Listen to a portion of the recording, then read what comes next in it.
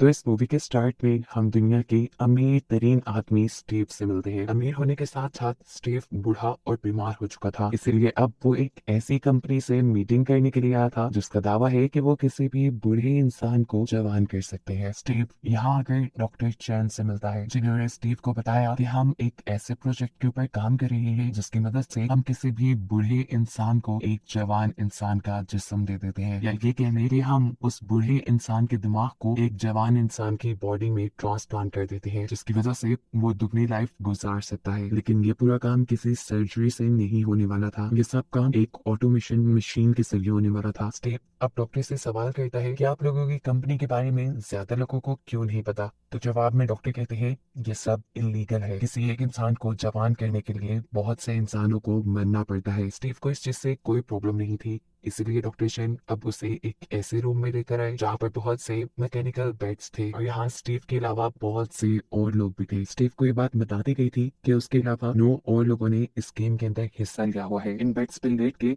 एक इंसान की मेमोरी को दूसरे इंसान के दिमाग में डाला जाना था, लेकिन ये काम इतना भी आसान नहीं था। ये काम एक वर्चुअल गेम के जरिए होता जिसमें स्टीव के अलावा 9 और बूढ़े लोगों ने हिस्सा लिया हुआ था और गेम के एंड में कोई एक इंसान ही जिंदा बचकर जवान होगा। ये बात जानने के बाद स्टीव अपने लिए एक जवान इंसान की डेड बॉडी चूज करता है। ऐसा करने के बाद स्टीव को एक मशीन के अंदर रख दिया जाता है और हमें पता चलता है कि अब उसके दिमाग को या उसकी सारी मेमोरीज को इस जवान इंसान के अंदर ट्रांसफर कर दिया गया है, जिस जवान इंसान को अब पोर्टुगल के एक गांव में होश आया। स्टीव को जब होश आया तो वो नहीं चाहता था कि इस टाइम वो कहाँ है और क्या कर रहा है। उसे अपने बारे में कुछ भी याद नहीं था। अपनी हिफाजत के लिए स्टीव ने एक पत्थर उठा लिया और आगे एक बिल्डिंग की तरफ बढ़ा जहाँ से एक लड़की मिली। स्टीव के हाथ पे पत्थर देकर वो घबरा गई। उसने स्टीव से पूछा तुम कौन हो, क्या तुम जानते हो मैं कौन हूँ, मुझे यहाँ कौन लेकर आया। तब स्टीव उस जवाब देता है कि नहीं, मुझे कुछ नहीं पता। ये दोनों मिलकर यहाँ से बाहर निकलते हैं तो इन्हें एक और लड़का और लड़की नजर आते हैं। लड़की ने अपने हाथ में छड़ी उठाई हुई थी, ऐसे जैसे वो दूसरे इंसान से बचना चाह रही हो। स्टीव के साथ जो व्हाइट ड्रेस में लड़की थी वो दूसरी लड़की से कहती है अरे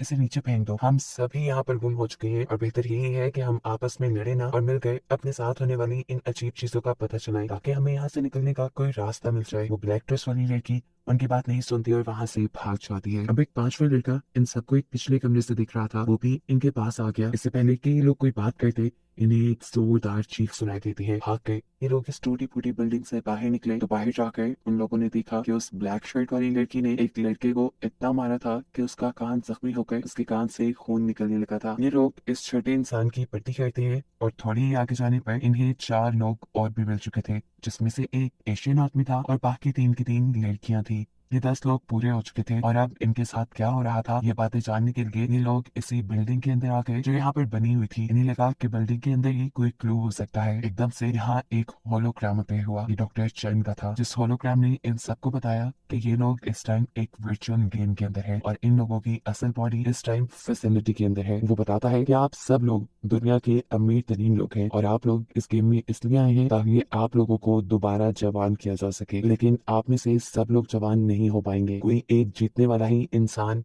इन सब में जवान होगा और बाकी सब मर जाएंगे। अब डॉक्टर शन यहाँ पर बहुत सारे होलोग्राम चलाते हैं उन 10 अमीर लोगों के जिन्होंने इस गेम में हिस्सा लिया था। इस होलोग्राम के साथ उन लोगों के नाम और उन लोगों की सारी पोजीशंस भी लिखी हुई थी कि वो कौन है, उन्होंने इस जिंदगी में क्या किया और कैसे पैसा कमाया। डॉक्टर शन बताते हैं कि हर 1 घंटे बाद किसी एक को अपने ही किसी साथी को मारना पड़ेगा और वो उस साथी को तभी मार सकता है जब उसे पता हो कि इस बॉडी का असल मालिक कौन है। और अगर कोई ये जाने बगैर किसी दूसरे को मार देगा कि वो इंसान असल दुनिया में कौन था तो ऐसी सूरत में वो खुद भी मारा जाएगा। अब इस गेम में एक ट्विस्ट भी था, असल जिंदगी में ये 6 मर्द और 4 औरतें थी, जबकि यहाँ वर्चुअल गेम के अंदर 5 लड़कियां और 5 लड़के थे, यानी कोई एक लड़की ऐसी थी जो असली दुनिया में एक मर्द हो सकती थी। तो इन लोगों को ये गेम बहुत ही सोच समझ कर खेलनी थी। अगर 1 घंटे में इन लोगों ने अपने किसी साथी को ना मारा तो 1 घंटे बाद गेम खुद ब खुद किसी एक को मार देगी। अब डॉक्टर चैन का होलोग्राम यहाँ से गायब हो जाता है जबकि सभी अमीर इंसानों के होलोग्राम यहाँ पे खड़े रहते हैं। ये लोग अब इस बिल्डिंग से बाहर निकलते हैं, देखते हैं कि बिल्डिंग के चारों तरफ बहुत बड़ी दीवार है। ये लोग इस दीवार को क्रॉस करके दूसरी तरफ जाने का फैसला करते हैं, लेकिन इससे पहले कि ये लोग कुछ भी करते स्टीव यहाँ पर एक लकड़ी उठाकर उस दीवार की तरफ फेंकता है, जिससे इन्हें मालूम होता है कि इस दीवार के चारों तरफ हाई वोल्टेज करंट छोड़ा गया है ताकि ये लोग यहाँ से भाग न सके। अब ये लोग फैसला करते हैं कि ये लोग आपस में किसी को नहीं मारेंगे, चुपचाप 1 घंटा गुजारेंगे और खुद ही गेम में जिसको मारना होगा उसे मार देगी। ये नहीं, इन लोगों ने अपनी जिंदगी के फैसले किस्मत पे छोड़ दिए थे। स्टीवन सबको मशवरा देता है कि हमें एक दूसरे दूसरे से दूर रहना चाहिए ताकि हम एक दूसरे को मार न सके। स्टीव की बात मानते हुए एक व्हाइट ड्रेस वाली लड़की स्टीव के पीछे ही चली गई। उसे कहती है मैं तुम्हारे साथ लगूंगी लेकिन तुम्हें ज्यादा तंग नहीं करूंगी। ऐसे ही हमने देखा कि ये लोग दो दो के ग्रुप में पड़ चुके थे। अब एक ग्रुप में जो दो लड़कियां थी ये लोग आपस में बात करती है कि ये भी तो हो सकता है कि हम दोनों में से कोई एक असल जिंदगी में आदमी हो। अफ्रीकन लड़की दूसरी लड़की से कई ऐसे सवाल करती है जिनके जवाब सिर्फ लड़कियों को ही पता होते। जब उसके सामने वाली लड़की उसे इन सवालों के जवाब नहीं दे पाई तो वो जान गई कि असल में ये एक मर्द है। ये जानकर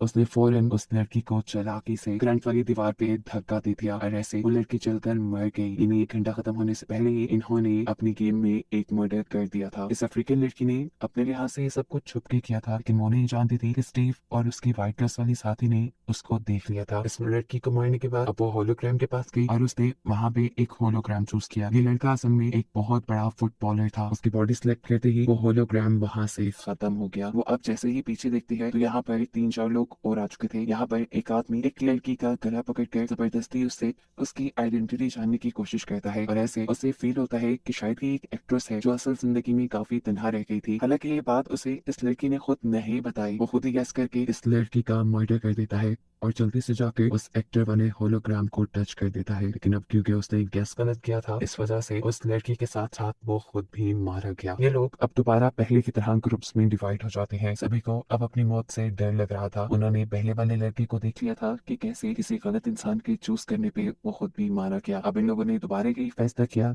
कि ये लोग सब कुछ गेम के ऊपर छोड़ देंगे कि गेम जिसको भी मारेगी वो अपनी किस्मत को कबूल करेगा और मर जाएगा। ये लोग वापस बाहर आ जाते हैं और किसी टेक्निकल खराबी की वजह से हमें पता चलता है कि स्टीव गेम में सो गया। उसकी आंख फैसिलिटी के अंदर खुलती है। डॉक्टर चैन उससे माफी मांगती है और कहते हैं किसी टेक्निकल खराबी की वजह से आप गेम से बाहर आ गए हैं लेकिन कुछ ही देर में आप गेम के अंदर होंगे। स्टीव डॉक्टर चैन से सवाल करता है क्या वो सब सच में हो रहा है तो डॉक्टर चैन कहते हैं जल्दी आपको इसका जवाब मिल जाएगा। और थोड़ी ही देर बाद स्टीव को दोबारा गेम के अंदर होश आता है। होश आने से पहले वो कुछ बड़बड़ा रहा था जो सुनकर उसकी साथी लड़की उसे मारने के लिए तैयार खड़ी हो गई। शायद उसने अपनी आइडेंटिटी उस लड़की को बता दी थी इससे पहले कि वो लड़की उसे मारकर अपना असली चेहरा दिखा देती। स्टीव होश में आ गया और स्टीव ने ये सब भांप भी लिया। स्टीव अपना सेल्फ डिफेंस करते हुए वहां से पीछे पीछे मुड़ता रहा लेकिन अब वो लड़की स्टीव को मारने के लिए आगे आगे बढ़ रही थी। ऐसे में स्टीव ने अपनी जान बचाने के लिए अपने करीब पड़ी हुई लकड़ी से उस लड़की के ऊपर हमला कर दिया जो लकड़ी उसकी आंख में लग गई और ऐसे गलती से वो लड़की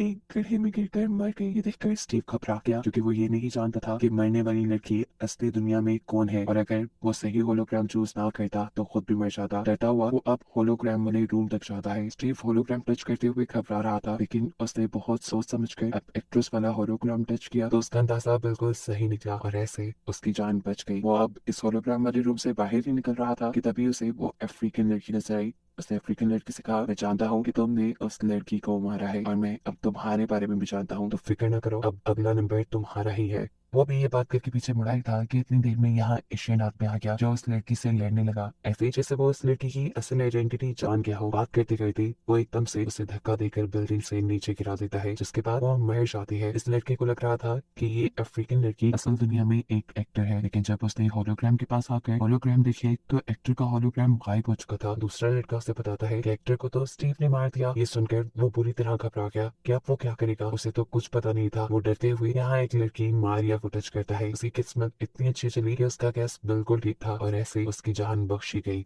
इसके बाद हमें दिखाया जाता है कि बाकी सारे लोग स्विमिंग पूल के करीब खड़े होकर ये फैसला करते हैं कि अब अगले घंटे में वो किसी को भी नहीं मारेंगे। लेकिन यहाँ एक लड़के ली के दिमाग में एक बात आई। अब इनके ग्रुप में क्योंकि सिर्फ एक ही लड़की बची थी और होलोग्राम भी सिर्फ एक ही औरत का बचा था तो उसे समझ आ गई ये लड़की ही प्रिंसेस है। इसीलिए अब वो उस प्रिंसेस को मारने का डिसाइड करता है। प्रिंसेस भी उसकी अजीब सी नजरें भाग गई इसीलिए वो अपनी जान बचाकर भागने लगी। उसका पीछा करते करते ही एक बिल्डिंग में आ जाता है। वो प्रिंसेस बिल्डिंग में छुपी हुई थी और एकदम से प्रिंसेस ने उसके ऊपर गन पॉइंट कर दी। अब सोचने वाली बात है कि प्रिंसेस के पास गन कहाँ से आई। असल में ये प्रिंसेस जानती थी कि अगर ये गेम है तो यहाँ पर कोई ना कोई बोनस जरूर होगा और इस गेम में बोनस थे भी जो बाकी सबने नहीं ढूंढे सिर्फ उसी ने ढूंढे और उसे ये गन मिल गई। इससे पहले के लिए प्रिंसेस को मार देता प्रिंसेस उसकी टांग में गोली मारकर उससे उसका नाम पूछती है लेकिन वो लड़का से कुछ नहीं बताता। इसीलिए अब प्रिंसेस स्टीव को मारने के लिए चाहती है क्योंकि कहीं ना कहीं उन्हें स्टीव की आइडेंटिटी पता चल चुकी थी। स्टीव ने यहाँ पर 2 लोगों की जान बचाई थी और ऐसे इन्हें पता चल गया था कि असल जिंदगी में वो एक अच्छा इंसान है और किसी बड़ी पोस्ट पे है। उसके यहाँ से जाते ही वो लड़का जिसके ऊपर प्रिंसेस ने गोली चलाई थी वो उस बिल्डिंग की छत से कूद कर अपनी जान दे देता है। यहाँ